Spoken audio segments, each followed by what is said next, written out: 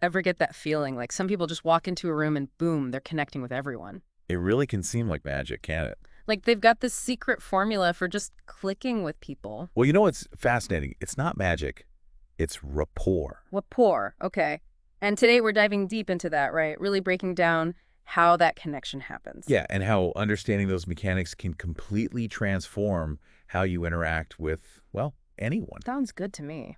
And we're using a course called Renegade Rapport by Joseph Matthews as our guide for this deep dive. Now, that course focuses on building rapport specifically in the context of dating and attraction. Right, I was going to say. But, and here's the thing, the core principles are universal.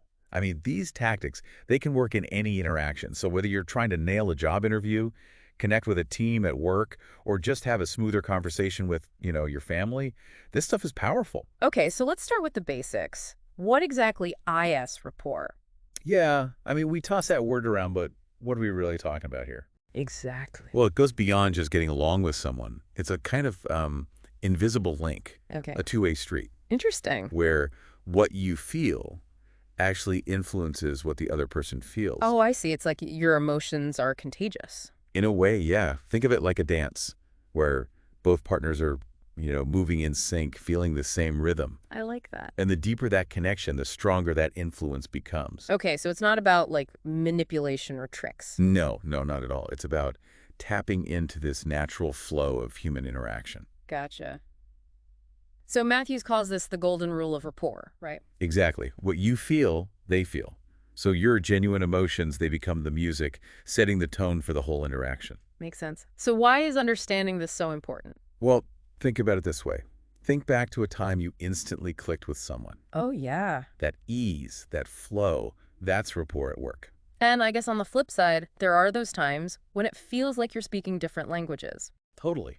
And that's the lack of rapport right there. Makes you realize how much it impacts everything, huh? Right. Every interaction from a sales pitch to a first date, it all hinges on that level of connection. Even just like chatting with your neighbor. Even that. Wow. Matthews actually has this great example in his course about approaching women at a bar. Oh, yeah. What's he say? He says without rapport, it's like pulling teeth. But with it, even those initially awkward situations can completely turn around. Yeah, it's true. You can really feel the difference. Okay, so we're sold. Rapport is important. But how do we actually build it? That's the million-dollar question. Right. Well, Matthews lays out what he calls the 4 ground rules of rapport. Okay, the ground rules. These are like the foundational building blocks then. Exactly. Cool, let's hear them. What's ground rule number 1? Well, it's that golden rule we just talked about. Yeah. Like you feel, they feel. Right. It starts with recognizing the power of your own emotional state. Because when you're genuinely excited or interested or engaged, it actually unconsciously influences the other person. Interesting. It's like we're setting the thermostat for the whole interaction. I like that analogy. Yeah. And that brings us to ground rule number 2, which is all about building on that. Matching and mirroring. Matching and mirroring. Okay, this is where it gets a little tricky, right? I don't want to end up like, copying their every move. Yeah. You're not trying to be a mime. It's about subtly syncing up, like finding that unspoken rhythm between you. So if they're leaning forward, I should lean forward too. It can be that simple, yeah. Or if they're speaking softly, you might adjust your tone to match. It's about creating that sense of we're on the same wavelengths. Okay, so it's not about mimicking, it's about finding that harmony. Exactly. Like Yeah. 2 instruments playing the same note. You're not trying to drown them out. You're adding to the resonance. Okay, I'm digging this. So we've got the golden rule, matching and mirroring. What's next? Ground rule number 3, pacing and leading. This is where things get really interesting. Pacing and leading. Okay, break it down for me. What's that all about? So pacing is all about meeting them where they are emotionally. Are they feeling excited, reserved? You subtly match their energy level, showing you get where they're at. Oh, okay. So it's like you're tuning into their emotional frequency before you try to broadcast your own signal. Exactly. You're demonstrating empathy, building trust before you even get to the thing you want to talk about. Smart. Okay, and then leading. That sounds a little, I don't know, manipulative. This is where the nuance comes in. It's about guiding their emotions towards a desired state, but always with respect, and positive intent. So not forcing them to feel something they don't. Right. You're subtly influencing the direction of the conversation. Okay, so how would you lead someone's emotions ethically? Well, let's say you're trying to get a client excited about a new project, right? Okay, yeah. You wouldn't just bombard them with data and deadlines. Mhm. You might start by pacing their current state, maybe acknowledge their workload or any concerns they have. And then you can gently lead them toward excitement by, sharing your passion for the project, highlighting the benefits, painting a picture of that positive impact. Okay, so it's about subtly shifting the energy, guiding them toward a more, I don't know, receptive state. Yeah, exactly. And the key is subtlety and authenticity. It can't feel forced. It has to flow naturally from that genuine connection you've built. Makes sense. All right, so we've got the golden rule, matching and mirroring, pacing and leading. What's the final piece of the puzzle? The foundation of it all, ground rule number 4, emotional control. Emotional control. That seems pretty straightforward. It might sound simple, but it's crucial. You can't effectively pace or lead if you're, a whirlwind of emotions yourself. Right, you have to be steady to lead the dance. Exactly. It's like trying to dance with someone who keeps changing the rhythm. It'd be chaos. So we need to be aware of our own emotional state before we can even think about tuning into someone else's. Absolutely. You have to have that self-awareness, to make sure you're not projecting your own anxieties or insecurities onto the interaction. This feels like a life skill, not just a rapport skill. Oh, 100%. This is a superpower that will help you everywhere. Okay, so we've got our 4 ground rules. Golden rule, matching and mirroring, pacing and leading, and emotional control. We're starting to build a solid foundation for making those genuine connections. Exactly. And in the next part of our deep dive, we'll take all of this and look at how to actually put it into practice. Can't wait. Okay, so we've got our toolbox, our ground rules for building rapport. But now I'm wondering, how do we actually use them? Where do we start? Yeah, it's one thing to have the tools, right? Yeah. But you got to know how to swing the hammer. Exactly. So let's say, I walk into a networking event feeling a bit awkward and I see someone I want to connect with. What's the first step? How do I initiate that rapport? Well, remember ground rule number 2, matching and mirroring. It's not just about body language, though. It's about tuning into their emotional state. Right, seeing where they're at. Exactly. Are they, buzzing with energy, or are they more reserved? The key is to match that vibe. Oh, so if they're laid back, I shouldn't burst in all, hey, how are ya? Probably not the best approach. Yeah. Subtlety is key here. Remember, you want to create harmony, not come across as like fake. Right, right. Be authentic. Joseph Matthews actually gives this great example in his course. He talks about seeing a woman walk into a coffee shop, Okay. and she had this like elegance about her, so he asked her if she was a dancer. And, Turns out she was. wow. So he just picked up on a nonverbal cue? Exactly. And used it to start a conversation. That's pretty cool. Imagine if he had, just barged in with some generic greeting. Totally. Yeah. The energy wouldn't have matched at all. Okay. So we've initiated rapport, found some common ground. Now, how do we actually build on that spark? How do we keep the conversation going? Well, one powerful way is through humor.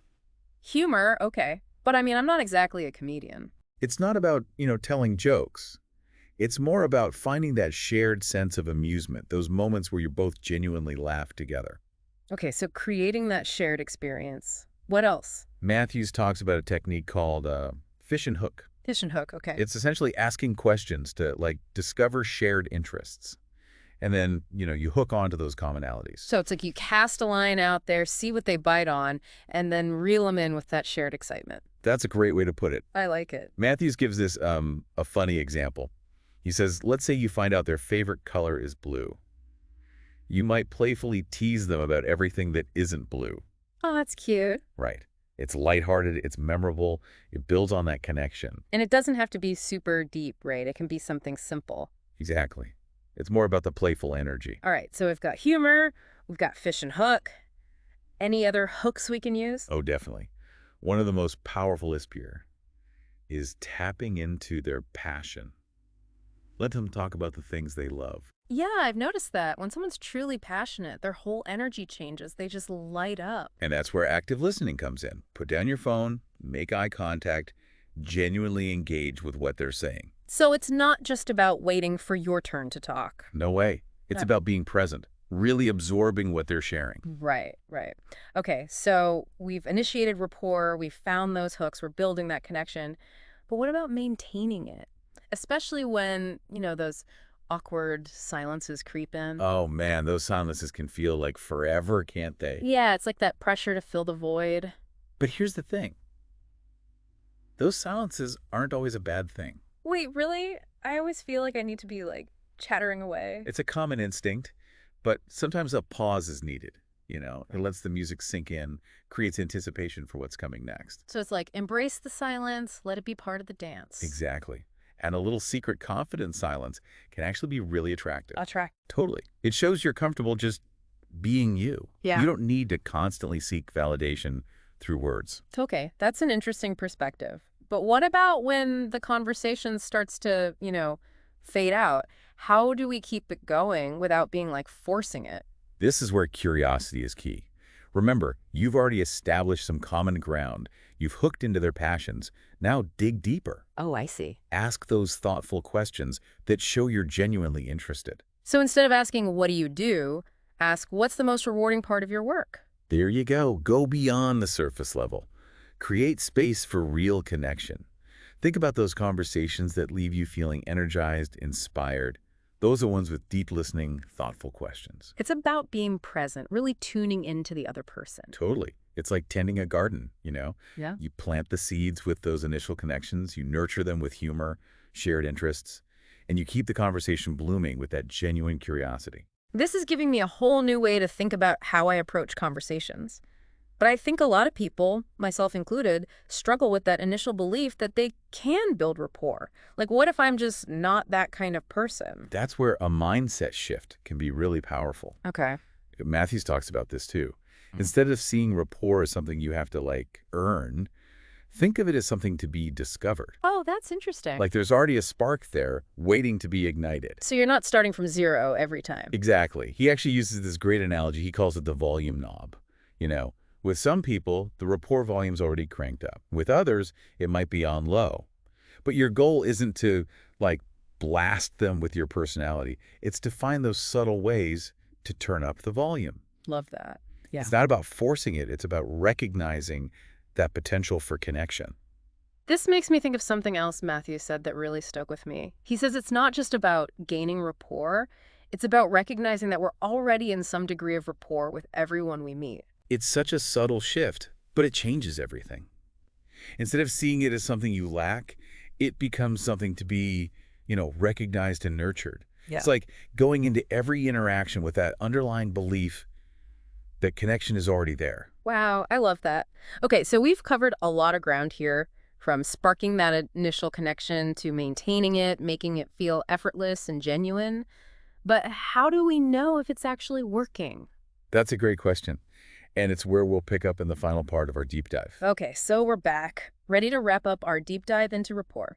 We've talked about the what, the why, the how-to. Now it's like, how do we know if it's actually working? Are there, signs we should look for? Yeah, it's like, you're trying to tune a radio, right? Okay. You found the right station when that signal comes in clear. Gotcha. So what are the signs? How do we know we're, on the same wavelength? Well, Matthews talks about a few key indicators in his course.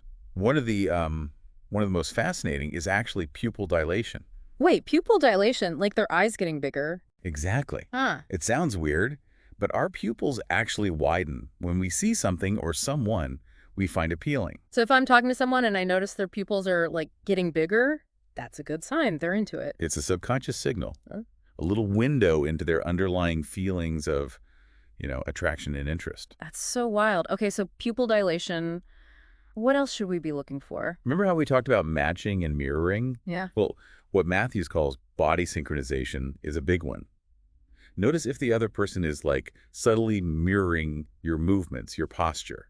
Are they leaning in when you lean in? Oh, okay, I see. Are they matching your energy level? Those are all good signs. So it's like they're unconsciously syncing up with you. Exactly. It's their way of saying, I'm with you, I get it, without actually saying it. I like that.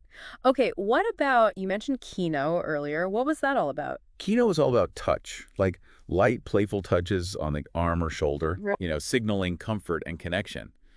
But obviously this has to be done with respect, reading those social cues. Of course, of course. Don't go touching people without their consent. Right, exactly. Yeah. But if it feels right, that physical connection can really boost that sense of rapport. Okay, makes sense. What about eye contact? Is that important? Definitely. Good eye contact shows they're engaged, Yeah. present in the moment. It's a sign they're really listening, connecting on a deeper level. Okay, and what about nodding along as you Oh, speak. oh yeah, totally. That shows they're following your train of thought, that they're resonating with what you're saying. It's like a little nonverbal, yeah, I hear you. Exactly. Okay, but beyond all these external signs, there's also your internal radar. How do you feel in the interaction? Right. If you feel that ease, that comfort, that genuine connection, that's usually a pretty good indicator that rapport is there. So trust your gut. 100%. That's your internal compass, guiding you toward those authentic connections. And if something feels off, if it's tense or awkward, that's a sign to maybe adjust your approach. Makes sense. Maybe check in with yourself, try a different technique. Yeah, exactly. Because ultimately, building rapport, it's a two-way street. Right. It's not just about getting them to like you. Exactly. It's about creating a space where you both feel seen, heard, understood. So, wrapping up, what are the key takeaways about rapport you want our listeners to remember? I think the most important thing is this. Rapport is the foundation of any successful interaction. It's what makes communication flow. You know, Mm. it helps you influence outcomes in a positive way. And it's not some like mysterious gift. No, not at all. It's a skill you can develop. Remember those 4 ground rules? The golden rule, matching and mirroring, pacing and leading, and emotional control. Right. Our toolbox for connection. And the key is to use those tools with integrity. And it's not about manipulation, it's about genuine connection. And don't forget to tune into your own feelings. If it feels good, if it flows, you're on the right track. Absolutely. And with practice, you'll be amazed at the kind of connections you can create. So that brings us to the end of our deep dive into rapport. We hope you've enjoyed the journey and are excited to put these ideas into practice. Until next time, keep exploring, keep connecting, and keep diving deep.